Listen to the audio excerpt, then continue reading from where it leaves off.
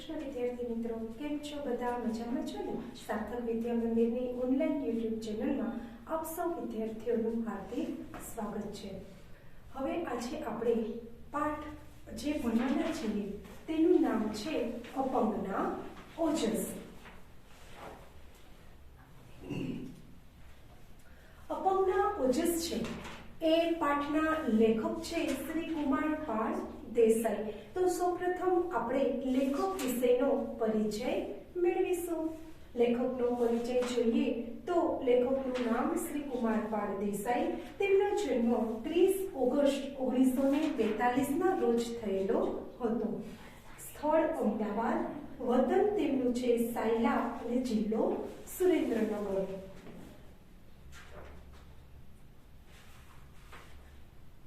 લેખક શ્રી કુમાર પાળ દેસાઈ ગુજરાતી ભાષાના અધ્યાપક હતા અને હાલ તેઓ ગુજરાત વિશ્વકોશમાં મુખ્ય કામગીરી સંભાળવાની સાથે સાથે વર્તમાનપત્રોમાં નિયમિત રીતે લોકભોગ્ય શૈલીમાં કટાર લેખન કાર્યો પણ કરી રહ્યા છે. શ્રી કુમાર પાળ દેસાઈ છે એમના નોંધપાત્ર પ્રદાનો આપણે જોઈએ તો બાળમિત્રો, તેમને ચરિત્ર, વિવેચન, સંશોધન, ચિંતન, વાર્તા, બાળ સાહિત્ય, અનુવાદ, પ્રૌઢ સાહિત્ય, નવલિકા, ધર્મદર્શન,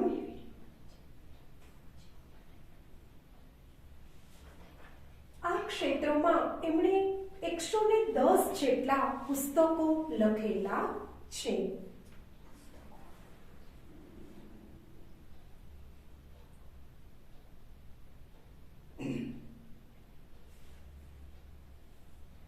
તેમના પુસ્તકોના આપણે નામ જોઈએ તો નાની ઉંમરે મોટું કામ, અપંગના ઓજસ, એકાંતે, કોલાહલ વગેરે જેવા પુસ્તકો તેમણે લખેલા છે. એ સિવાય પણ તેમણે શબ્દ સમી, જીવનનું અમૃત અને ઝાકળ બન્યું મોતી એ પુસ્તક પણ કુમાર પાળ દેસાઈએ આપણને આપેલું છે.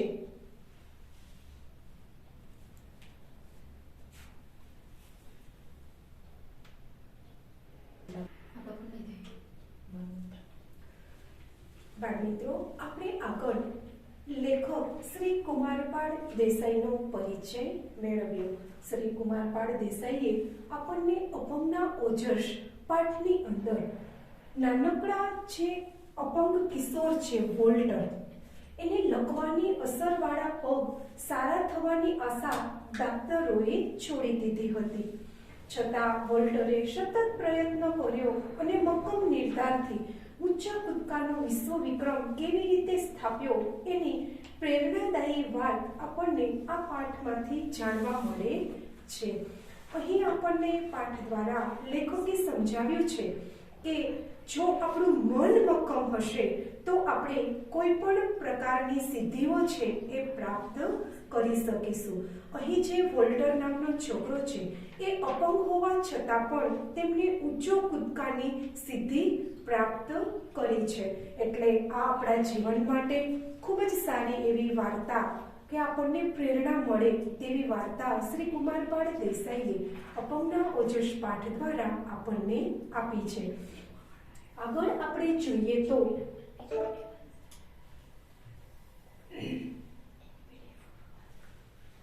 9 વર્ષની નાની ઉંમરે એને બાળ લકવાના રોગે ઘેરી લીધો હતો. લકવાના રોગનો હુમલો એવો તો થયો હતો કે એના શરીરનો એકેય સ્નાયુ એ જાતે હલાવી ચલાવી શકતો ન હતો.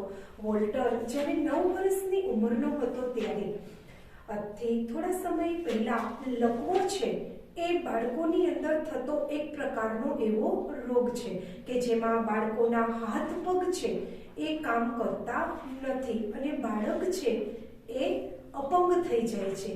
હવે આપણે અત્યારે તો પોલિયાના જે ડોઝ ચાલુ કર્યા પછી લકવાના છે એ કેસ આપણા ભારતની અંદર જોવા મળતા નથી.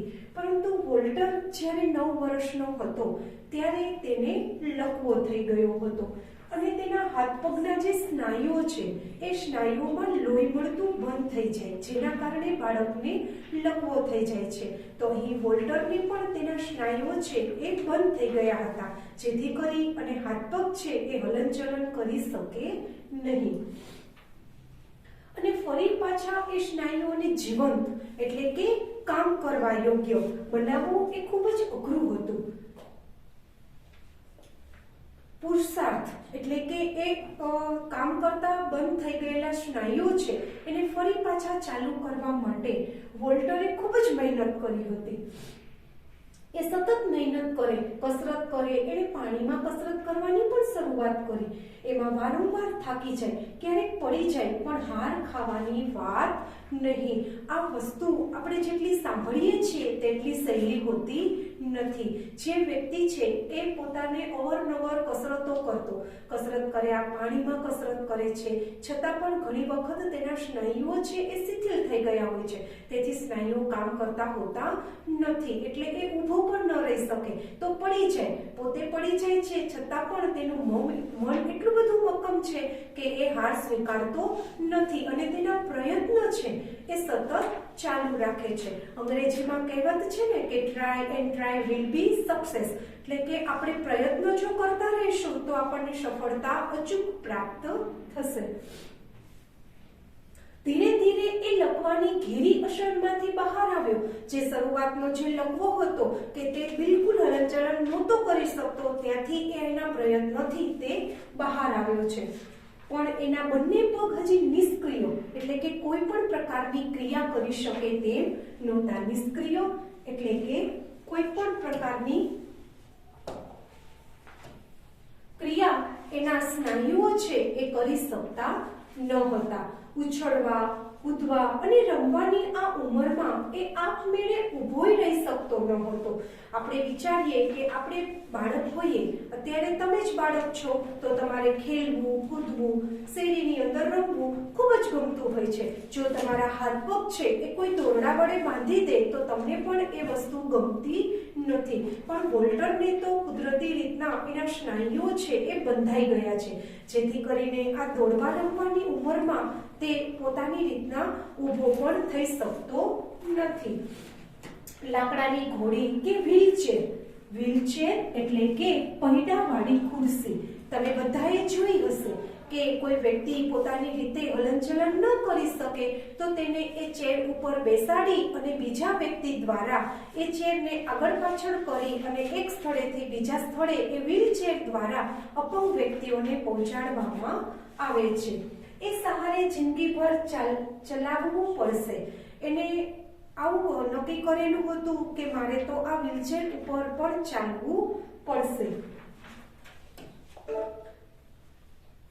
આ છોકરો નિરાશ ન થયો.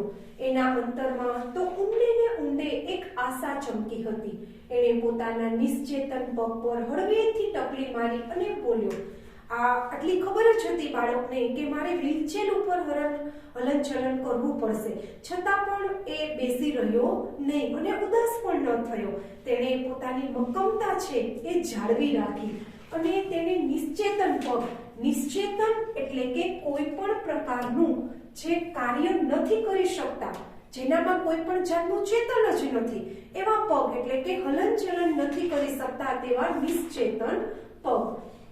હળવેથી ટપલી મારી અને બોલ્યો, મારા શાંત મૂંગા દોસ્તો, એ વિશ્વાસ રાખજો કે એક દિવસ ચાલી શકશો, દોડી શકશો, જાત જાતના કૂદકાઈ લગાવી શકશો.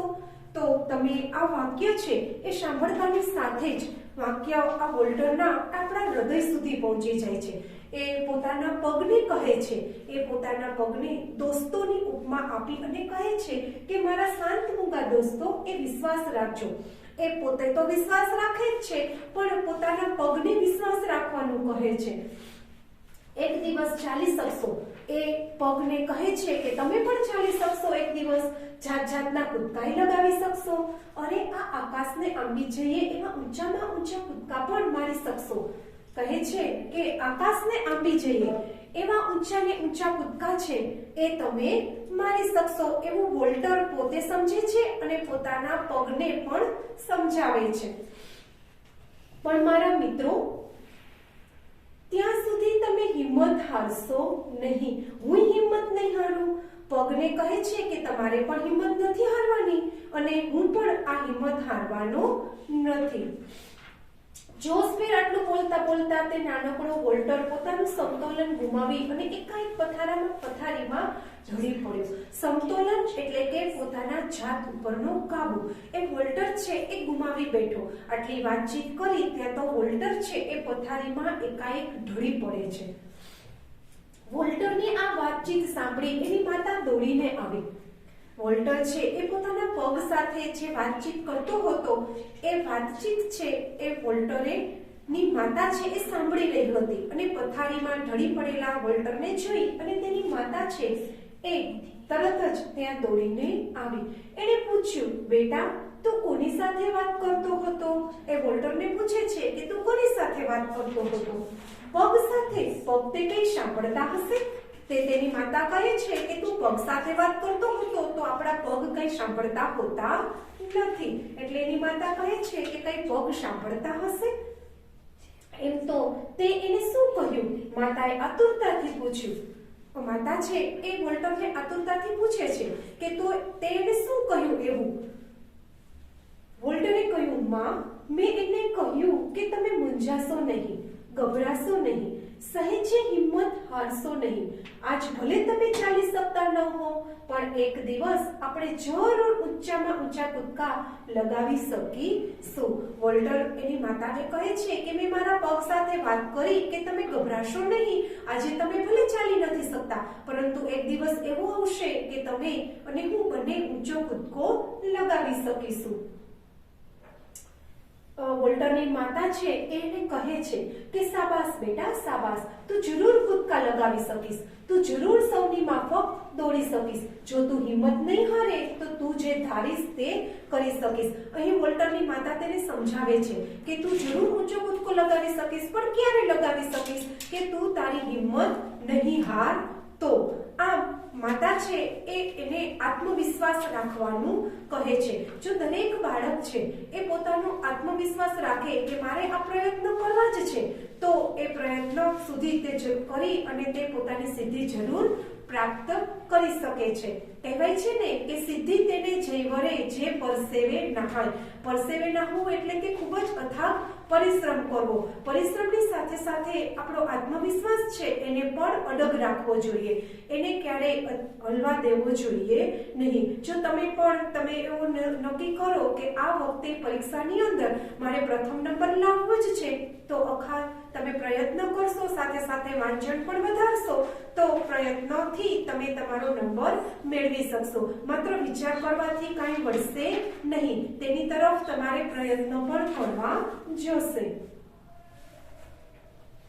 વોલ્ટરની માતા પોતાના અપંગ બનેલા પુત્રની હિંમતને બરાબર જગાડતી રહેતી.